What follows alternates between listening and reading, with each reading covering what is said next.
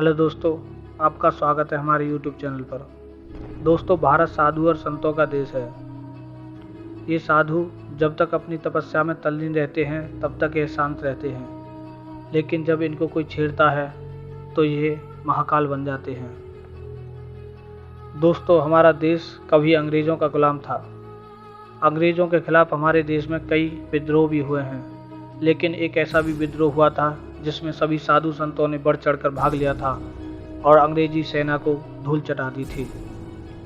दोस्तों, भारतीय इतिहास अनेकों योद्धाओं और उनकी कहानियों से पटा पड़ा है। इतिहास में वीरों ने अपने पराक्रम और शौर्य की वो छाप छोड़ी है जो इतिहास के पन्नों को पलटने पर एक एक करके हमारे सामने आ जाती है। तो चलिए पलटते हैं अपने गौरवशाली इतिहास के सुनहरे पन्नों को और सुनाते हैं आपको एक विद्रोह की कहानी, जिसमें अंग्रेजी सेना के खिलाफ साधु और संतों ने विद्रोह किया था। दोस्तों, भारत की स्वतंत्रता के लिए अंग्रेजों के विरुद्ध दो प्रकार के आंदोलन चले, एक अहिंसक और दूसरा क्रांतिकारी। भारत की आज़ादी के लिए 1757 से 1942 के बीच जितने भी आंदोलन विद्रोह हुए हैं वे सभी पूर्ण स्वतंत्रता आंदोलन का आधार बने। सबसे ज़्यादा आंदोलन और विद्रोह बंगाल में हुए। 1757 में प्लासी विद्रोह से लेकर 1905 के बंग भंग आंदोलन तक बंगाल ने बहुत कुछ सहा। देश में बंगाल में हुए आंदोलनों की कड़ी में सन्यासियों के आंदोलन की चर्चा भी प्रमुखता से की जाती है। बंगाल में सबसे ज़्यादा अत्याचार हिंदुओं पर होता था।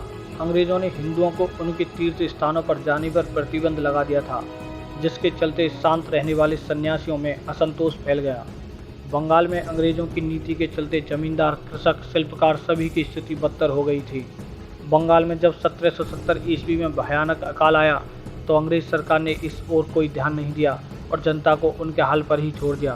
बंगाल में हिंदुओं का धर्मांतरण चरम पर था। गरीब जनता की कोई सुनने वाला नहीं था। अंग्रेजों के विरुद्ध सन 1763 से 1773 तक चला सन्यासी आंदोलन सबसे प्रबल आंदोलन था। आदि गुरु शंकराचार्य के दशनामी संप्रदाय ने एकजुट होकर भारतीय धर्म और संस्कृति को बचाने के लिए शस्त्र युद्ध का बिगुल बजाया। इतिहास प्रसिद्ध इस विद्रोह की स्पष्ट जानकारी बंकिम चंद्र चटर्जी के उपन्यास आनंद मठ में मिलती है। शंकराचार्य के अनुयायियों को देखकर मुस्लिम फकीरों ने भी उनके साथ कंधे से कंधा मिलाकर भारत की आज़ादी का आंदोलन लड़ा। सन्यासियों में उल्लेखनीय नाम है मोहनगिरी और भवानी पाठक, जिन्होंने अंग्रेजों की नाक में दम कर दिया था। फकीरों के नेता के रूप में बजनू शाह का नाम प्रसिद्ध है।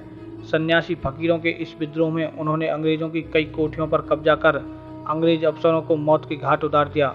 ये लोग 50-50 हज़ार सैनिकों के साथ अंग्रेज सेना पर आक्रमण करते थे।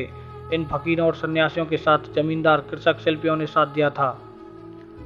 फिर अंग्रेजों की फूट डालो और राज करो की नीति के चलते बंगाल में सन्यासियों और फकीरों ने साथ मिलकर लड़ने के बजाय अलग अलग लड़ने का फैसला किया।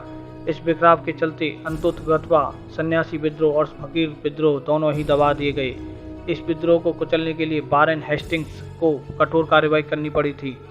उसने बेरहमी से सन्यासियों और हिंदू जनता का कत्लेआम किया।